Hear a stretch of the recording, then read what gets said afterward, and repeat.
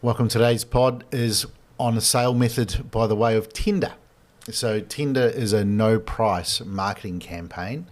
Talk to me, Callum, about why would you use a Tinder?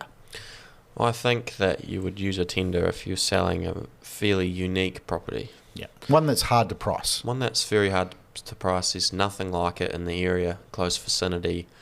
It could be a property that's falling apart. Yep. It could be a property that's completely unique. It's architecturally designed. It's got quirky features. Yeah, or it could be something that's subdividable. Yep. You know, so it's going to be worth different amounts to different people. Yep. Or something that's on a big parcel of land with an older house on it. Yes, it could be subdividable, but it could be worth more to someone who's willing to renovate it, or it could be worth less to someone who's not willing to renovate it. So it just depends on that uniqueness. So hard to put a number on it to use, say, an offers over a method. But by tendering it takes the price out of it, and it allows people to move forward with an offer to where they see the value of the property sitting. Yeah. And when used correctly on the right property, it can create a pretty awesome result.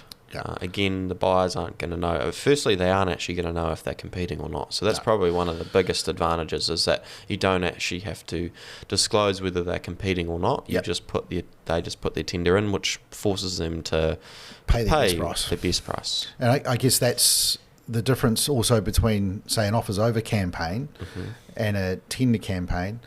In an offers over campaign, if there's more than one group interested, those parties have to sign a multiple offer form legally, right? In a tender campaign, all tenders are put in the tender box. No one knows if there's one or if there's 10. Yep. All right. The vendor also has 5 working days after the close of that tender to consider all offers. And those offers, as they stand, are legally binding until that 5th day is up, which is different from any other method where you can just pull out at any point. Yeah, and I think that's a strong plus for a tender campaign, is that it gives the vendor time to consider. It also gives the vendor time to negotiate with each party. So all those tenders, once they're submitted on tender day, stay live for 5 working days. Those parties cannot withdraw their offer at any point. They are live, and the vendor can take their time to both A, negotiate, and B, choose the correct tender for their situation. So tender has a lot of positives from a vendor's point of view. From a buyer's point of view, what do you feel from a tender? I think buyers probably find it a little bit more frustrating, to be fair, because the whole point is not to talk about price. Yeah. We're trained not to talk about price because, if someone comes in and they say, look, what do they want for the property? And we say, they'd be happy with $1 million.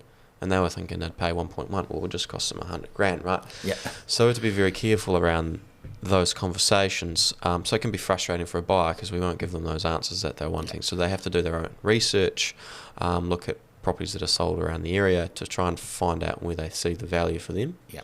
And that's the key from an agent's point of view, is that make sure that you give the buyers sound information. So can't divulge anything around price, but can divulge the recent sales in the area to guide towards the right price point. Yeah, and it's important that you look after your buyers, because at the end of the day they're gonna buy the property.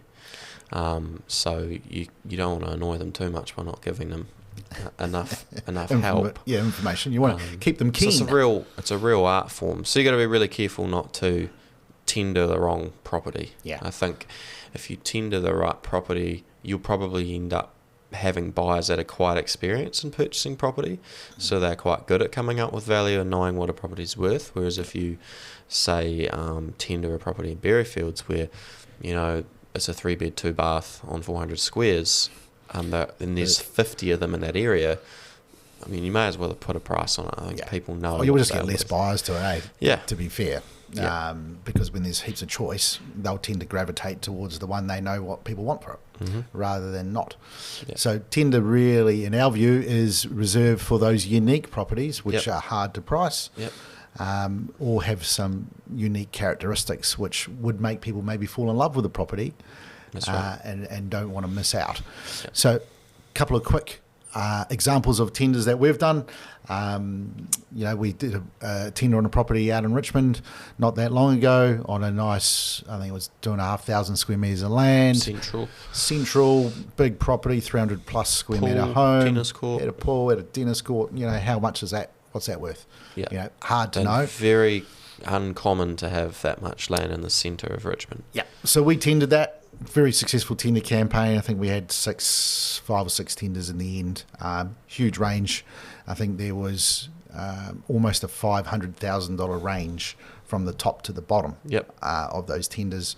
Vendor blown away by the result. Purchaser over the moon with the purchase. Yep. So 2 happy parties for the successful tender campaign. Another one. We had one out in Tate Street. Yep. In Mapua. Absolutely. So this is an example of, that one was a beautiful, nice renovated property in Richmond.